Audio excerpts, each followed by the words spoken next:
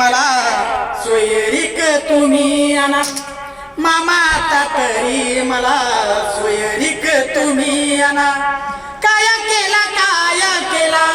केला मी गुन्हा मामा आता तरी मला सोयरीक तुम्ही आणा मामा आता तरी मला सोयरीक तुम्ही आणा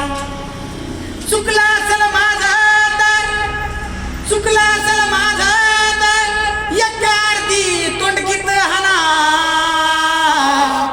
आवा मामा मामा दाखवा तुम्ही